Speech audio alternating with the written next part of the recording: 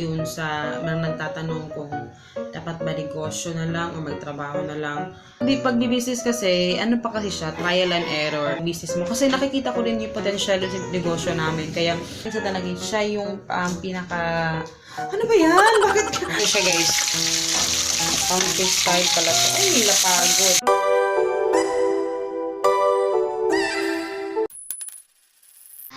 Hello guys! Good afternoon. Today is July 2018. Tingnan niyo yung aking lips. Oh, namaga siya. Hindi ko alam kung bakit.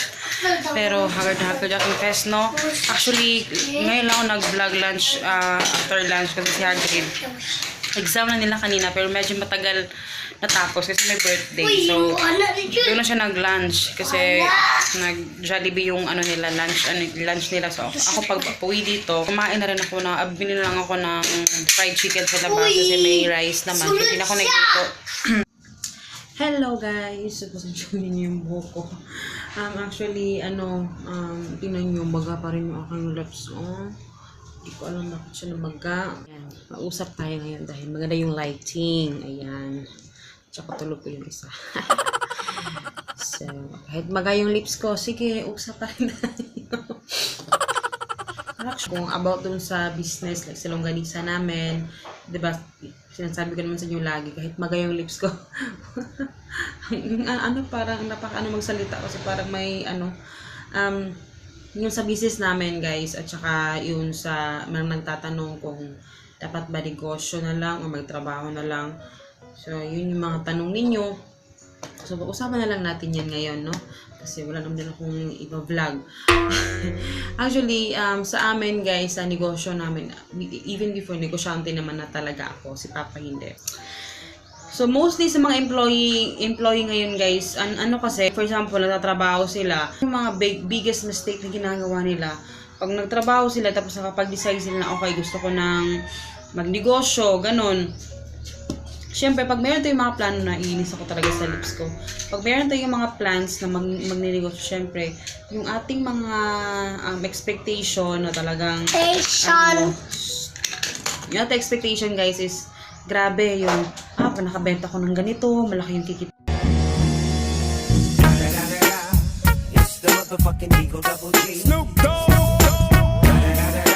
Tain ko, pag nakaano ko, ganito, mabilis yung aking pera, ganun. So, marami tayong expectations pagdating sa business. So, mostly sa kanila, nagsastop na sila magtrabaho. Kasi parang doon nila ibubuhos lahat yung sa business nila, ganun. Which is hindi magandang move yan sa mga gustong magnegosyo. So, ayun nga. And, hindi magandang move yun kasi, dito sa tabi. Kasi, siya guys? Siya, trial and error. Pag, for example, hindi ka pa nakapag-establish talaga ng business mo na alam mo yun, wala ka pang customers, yung mga stable na mga customers ba na may mo, diba? So, pag first time mo pa sa business, kailangan talaga mayroon pa mga trial and error. Hindi siya agad-agad na tutubo yung pera mo, diba? So, kailangan mo munang magtrabaho. Hindi pwedeng magsa-stop ka na sa trabaho. Mas maganda pag gusto mo magnegosyo, habang nagtatrabaho ka, nagnenegosyo ka rin. Parang sideline lang kumbaga. So, ganun yung ginagawa ni Papa, yung ginagawa namin. Hindi ko yun yung magandang move na dapat gawin. Hindi yung mag-stop. Kasi marami sa mga kasamahan ni Papa, yun yung ginawa nila na nag-stop sila kaagad.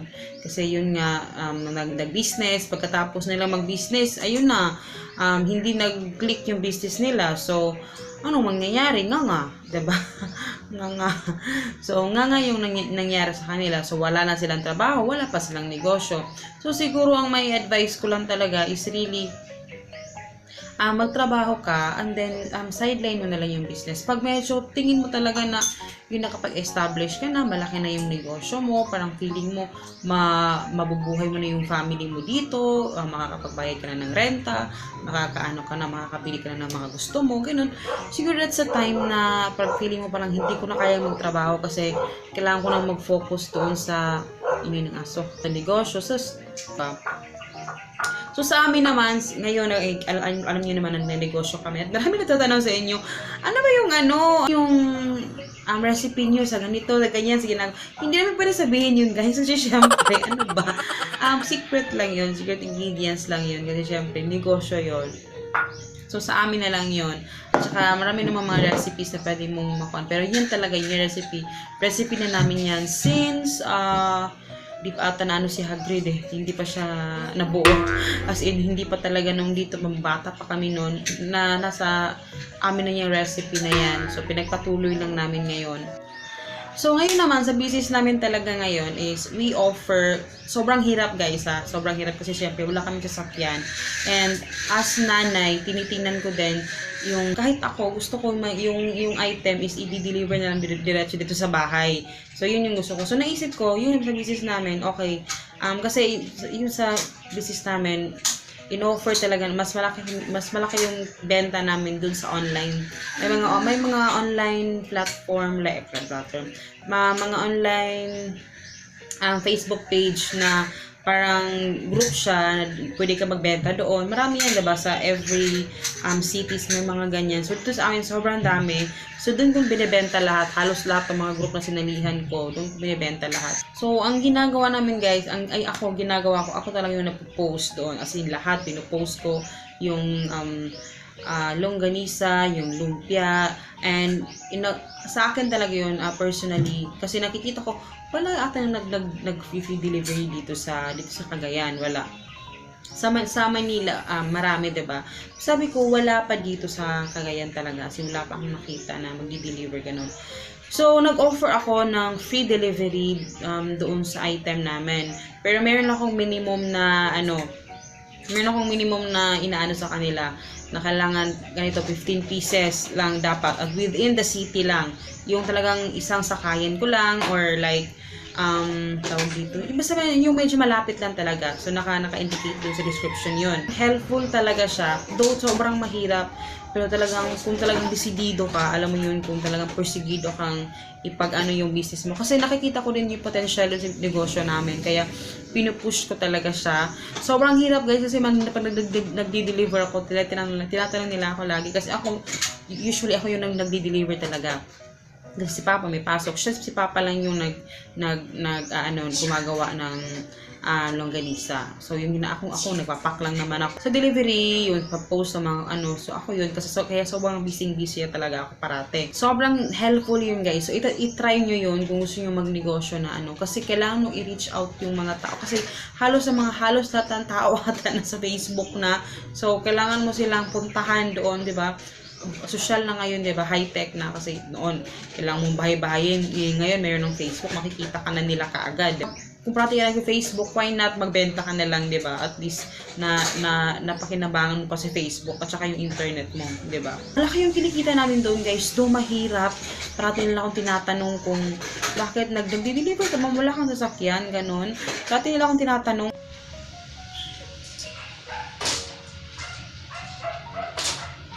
Dahil may ingay yung aso, guys. Panoorin na lang muna natin si Hagrid. Ayan. Yan yung price niya nung sa yung sa lunch nila kanina sa my birthday sa school. Ayan. Medyo madilim dahil sa nasa mainit kasi. Tapos kaya hindi na ako nasasabi ng mga plans namin dito sa YouTube kasi I've learned my lessons. Kasi ko rin na pag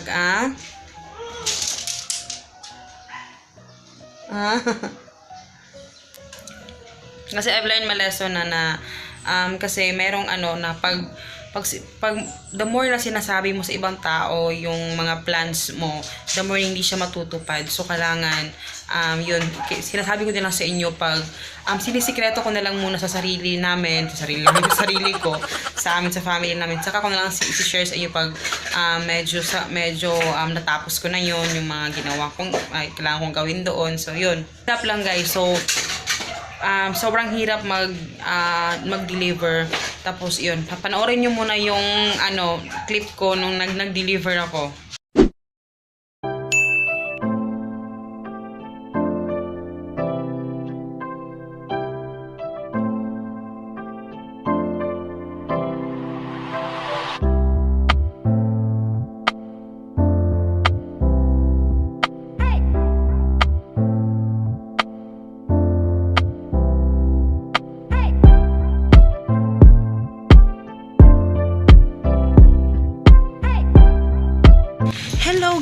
guys, it's Christine and this is our family budget.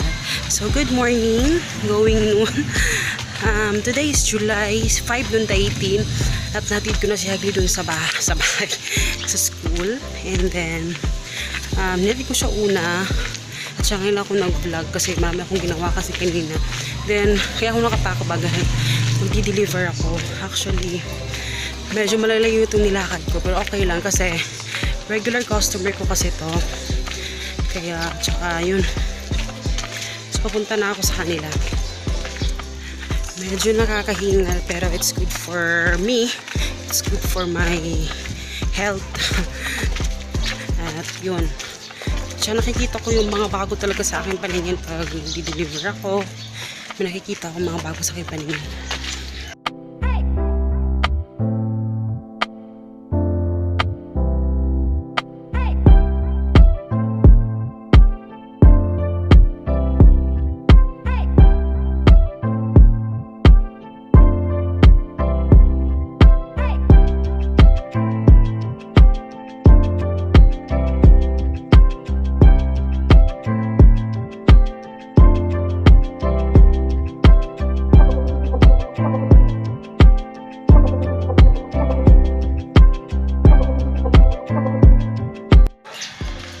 Ayan, tayo ay pauwi na guys. At hindi ko na binlag si ma'am kasi medyo private eh. At pauwi na tayo at magana yung aking bag. Kaya ako pinasok sa bag kasi naubusan kami ng large na cellophane. Kaya malaliit kasi yung bags. And tapos na ako mag-deliver. Walk na naman ulit. And then diretso na ako sa school ni Hagi. Doon ako magla-lunch kasi may baon ako. And tsaka si Hagrid pala ngayon, hindi siya nagbaon kasi merong birthday ata sa classmate nila. So may magpapakain yung magpapakain yung classmate nila doon. Kaya free na yung food. And yun. So lakad-lakad lang tayo. But actually hindi mo siya ganun kalayo talaga. Kasi sanay din kasi ako maglakad. Kaya carry lang. So ayun. Regular customer ko na kasi yun. Kaya kahit nilakad-lakarin pa okay lang. Kasi balik-balik ko din kasi siya. Oh, so, diba? Ganon siya kahirap. Sobrang init. Tapos, lakad lang talaga ako, guys. Lakad-lakad. So, kung napapansinin nyo, hindi ko alam kung ako lang napapansin. Hindi na ako ganon ka, as in talagang mataba. Feeling ko medyo nag-lose na ako ng weight. Pero, ayoko kasing talagang yung crash diet, hindi. Gusto ko lang talaga yung paunti-unti lang na parang masaya naman ako sa lawas ko ngayon, sa katawan ko ngayon, okay naman ako. Kasi, sino ba lang hindi papayat kasi, diba, lakad lang ako ng lakad. Tsaka masaya ako na naglalakad kasi feeling ko nakikita ko lahat. Iniisip ko, alam nyo ba, hindi na ako ganito noon. Ngayon lang na nung naging nanay na ako. Napaka-positive ko lagi sa buhay. Dati kong iniisip lagi yung positive side ng mga ginagawa ko. Like, pag naglalakad ako, iniisip ko, hindi ako naiinggit sa, sana may sakit din ako ngayon. Hindi ako naiinggit, but parang ginagawa ko siyang motivation na, okay, one day makakabili din ako ng ganyan. So, hindi yung naiinggit ka, yung parang ginagawa mo siyang motivation, ganun. Pag naglalakad ako, guys, sinasabi ko talaga, parati kong iniisip yung bad side, yung positive side. Hindi ko iniisip yung negative na nakapagod mo nito, baka itin mo sobrang init, tapos sasakitin pa ako, hindi. Tapos parati kong iniisip lagi yung bright side na maganda sa katawan ko, na naglalakad ako. Tapos kikita pa kami dito kasi pag deliver instant pera na yun, guys, diba? So kita na yun. And imagine nyo lang minsan may nag-order ng 30-50 pieces, ganon, diba? So, ang laki ng sa isang tao lang 50 packs. So, imagine nyo na lang kung anong kadami yon, diba? Pera na yon. Pupuntahan mo na lang yung pera doon. Ayaw bang puntahan, diba? Pero, na-experience ko lang one time talaga yung as in sobrang layo, guys. Ata yun? Parang sa sundalo na, parang sa kampo ng mga sundalo. Sobrang layo kasi akala ko talaga malapit lang. Kailangan mo talagang sumakay ng motor. Kailangan may motor kapag pupunta ka doon. Kasi pag wala, sobrang layo. And then, walang papasok ng mga sasakyan, mga jeep, wala. So, lang lakad ni kasama ko pa si Hagrid noon. As in, sobrang hirap. Pagod na pagod talaga ako noon. Pero, parang kahit sobrang layo, parang iniisip ko lang lagi yung na, okay, para to kay Hagrid, para sa kinabukasan niya, ganun. Kasi iniisip ko, maganda rin to siguro naglalakad ako. Kasi marami akong street na, okay, dito pala yun. Ito pala yun. Parang may natututunan din ako sa paglalakad ko na nalalaman ko yung mga lugar, yung mga sulok-sulok, bibi. So, yun lang yung i-share ko sa inyo, guys. Kasi marami natatanong sa inyo about sa business namin. So, yan yung kaganapan. And until now, yun pa naman yung negosyo namin. At ang gusto-gusto ko lang talaga doon, medyo matrabaho lang yung longganisa, guys. Sobrang matrabaho. Yung lumpia, siya yung pinakamalaking kita. Pero siya pa yung malaking kita, tapos mabilis pang gawin. Pero yung longganisa talaga, siya yung pinaka... Ano ba yan? Ano ba yung Christine? Parang siya yung... talagang bestseller namin. Siya talaga yung hinahanap ng mga tao. Kasi syempre, diba, yung aming longganisa talaga is Filipino talaga yung panglasa niya. Parang Pinoy na Pinoy ba? Diba? Maalat. Yun yung gusto natin eh. So, ayun. Yun lang naman gusto kong i-share sa inyo. And masaya lang ako ngayon kasi mo yun, pag kumakayod ka lang talaga, guys, pag nag-aano ka lang talaga, parang ginagawa mo lang yung best mo, hindi ka lang magre-reklamo sa buhay, tutulungan ka pa rin ni God, diba? Tutulungan ka pa rin niya. Pag proven ko na, pag kontento ko na sa mga ginagawa mo, sumikap ka lang, parang yung blessings, kusa na lang siyang dumarating na hindi mo ina-expect. Alam mo yun? Minsan nakakaiyak. Yung last vlog ko nakaka-overwhelm yung daming bills. Minsan nakaka-overwhelm din yung kabutihan ni God. Yung sobrang, parang, hindi ka talaga, parang napifeel mo hindi ka talaga pinapabayaan. Alam mo yun? Basta yun. Basta yun, yung anak ko, tingnan nyo na yung itsura at yung aking mga tutupiin. Cellphone ko, mama. Cellphone niya ngayon. Magsa-cellphone siya ngayon kasi walang pasok bukas. Today is Friday at walang pasok. Kaya magsa-cellphone si Hagrid. Kasi lang siya. Rules talaga namin sa bahay na bawal siya mag-cellphone. Kahit pag hawak sa cellphone, bawal. Pag pag Friday to Sundays sa gabi, yun. Pwede siya mag-cellphone. Hindi din niya inaano kasi mas prefer nito yung maglaro kaysa mag-cellphone. Athletic din kasi siya, kaya mas gusto ko yung isali siya soon isasali ko siya sa mga sports kasi para maubos talaga yung energy niya. Kasi sobrang energetic talaga si Hagrid, so kailangan siyang siguro athletic din talaga siya siguro paglaki niya. Hello guys! Good evening! So ako nagluluto kasalukuyan ng aming ulam at eto na yung aking La Familia. Ano lang kami ngayon? Ano ito? Pork chop, may pa? Ha? Country style? Country style chop. Kasi pupunta kami sa kabilang bahay at nagluto lang ako. Ay ka. Ayan siya, guys. Country style pala to. Ay, napagod. Sika pa more. Ayan. Rice po.